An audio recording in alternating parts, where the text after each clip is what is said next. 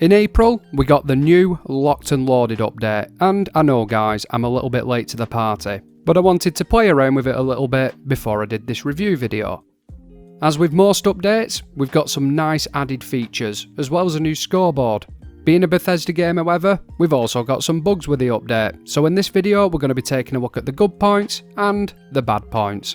As ever guys, if you do like the video after watching it, please hit that thumbs up button, and if you really want to help a guy out, hit that magic subscribe button. Anyway, let's jump into it.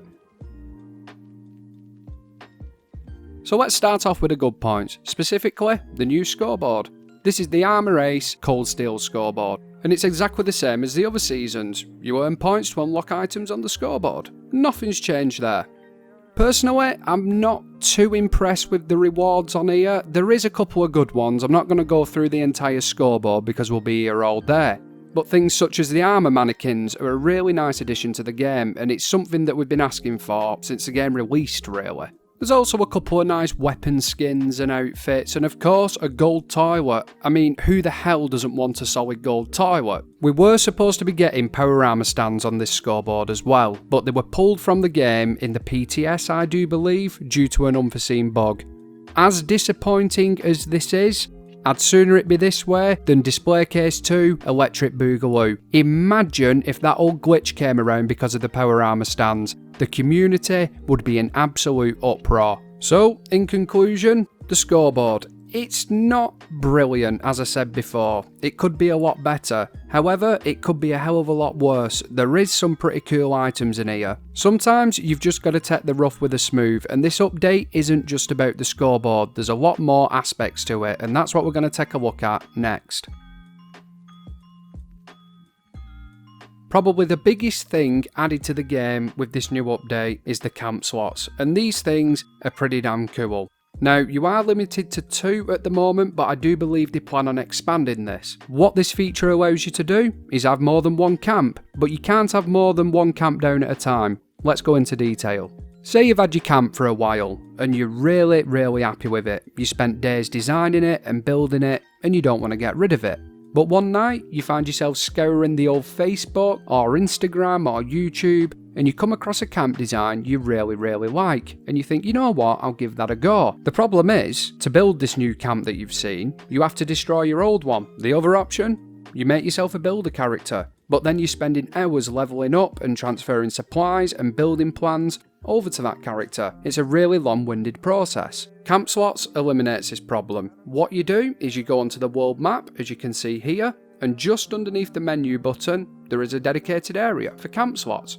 You can then go into there by expanding it, and you can select which camp you want to put down. When you first go into this area, you're only going to have one camp showing, obviously. But to get your second one going, it's as simple as selecting the second camp slot, going into the game, and placing down a camp as you normally would. This is an absolutely awesome feature, and personally, I think it should have been in the game from the start. No questions on that. It also serves another purpose. How many times have you tried logging into a world and you can't put your camp down because somebody's already got one there? It absolutely boils my piss.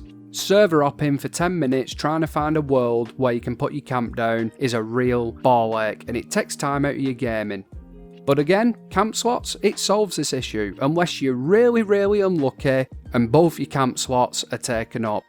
Another thing that you can do with the new camp slots is change your icon and the name of each camp. This is done by going into the camp slot menu, which is on the world map here, as you can see. You can then hit rename camp and choose it to whatever you want to be. This doesn't show up to anybody else on the server, so putting Big Dick Palace 3000, it isn't really going to be as funny because nobody else can see it. To change your icon for your camp, you literally click on change icon, and then you have got loads and loads of different icons you can choose. These icons are visible to everybody else on the server, so if you want to confuse the less observant of players, put down a train station icon. It's hilarious how many people turn up. Another thing you'll see in the camp slots menu is the public map icon. Now, toggling this on and off makes your camp visible or not visible to other players on the server. As you can see, mine is currently toggled on. There's rings radiating from my camp icon, and that means that everybody across the server can see my camp location. Another thing I'll throw in while we're on the world map is the world activity menu. it'll show you daily ops and events, but if you slide across to all, it'll show you every single player vendor on your server, which is a nice little feature.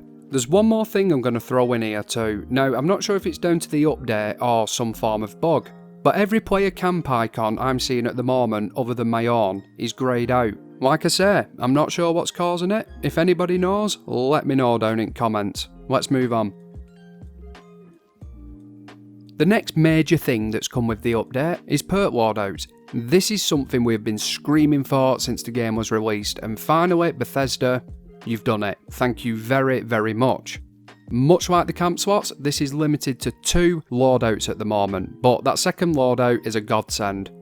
At the moment, I'm just using mine for camp building and crafting. It saves a lot of messing around, switching between perk cards when you want to build an house or you just want to make some ammo. Unfortunately, you can't change your perk loadout on the fly. You have to either go to a train station and use the punch card machine, alternatively, just put a punch card machine down in your camp. That is something you can do, and it should be in all of your build menus as we speak.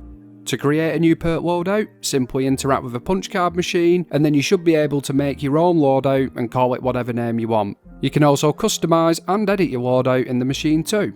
One thing I have noticed, legendary perks, you can't change them between loadouts unless there's a way of doing it that I don't know about. Another thing to note, you can't choose new perk cards, you can only use the ones that you've got.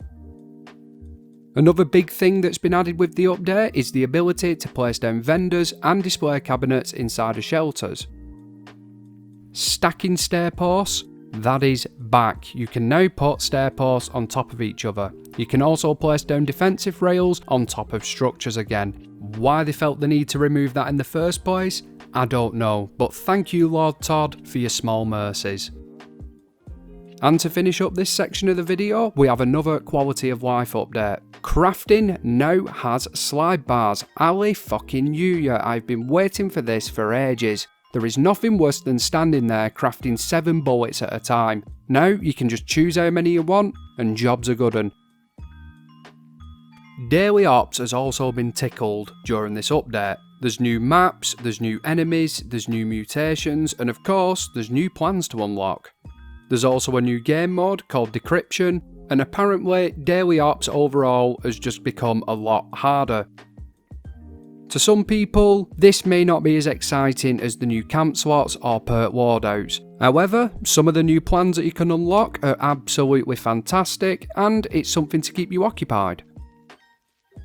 Other than the addition of aim assist, which is pretty much self-explanatory, I think that covers all the positive things added with the latest update. If I have missed anything, let me know down in the comments. So let's move on to the bugs and some of the more annoying things that have been added. So first up is how quickly your weapons get damaged. This is something I'm seeing a lot of people talk about, and it does seem to be true. Weapons are breaking faster. My railway rifle, for example, you could fire that for months on end and it'd take a very long time to break. Now, I do one run of the White Springs Golf Club and it needs to be repaired. I don't know why they've done this, I don't know what's happening, but it is an issue. I'm not sure if it's intentional or by accident. I'm sure we'll find out pretty soon. Bugs wise, I can only speak on what I've been told and what I've seen. Personally, I've not actually seen any, but I've not been playing that much recently. The first one that I know about came from a commenter on one of my polls, who says that a certain amount of players, I think it was around 100, are locked out from playing the game full stop because they supposedly bought duplicate items. I have seen Bethesda mention this, and at the time of filming this video, a hotfix has supposedly been put out, but I'm not too sure. Another rather specific bug that I've heard about is one to do with mannequins. If you put down 2 mannequins in your camp, both wearing the same outfit, apparently it just bricks your account. Again, I've not seen that firsthand, but I have seen a lot of people commenting about it. Apparently server crashes are rampant and it's become a really common thing again. And I'm hearing rumblings of some glitches that have been introduced into the game, or they've been reintroduced. I'm not too well up on that. Have a quick Google, you may find something. So yeah, that's it from me guys. In conclusion, this update, it's pretty good content wise. They give us some half decent stuff and some real quality of life improvements. I wish Bethesda would release an update without causing problems anywhere else. All these poor people that can't play the bloody game at the moment, that isn't right. But what do we expect now? It's kind of a given with every Bethesda game. I hope you enjoyed the video, guys. Thank you all for your continued support, and I'll catch you in the next one.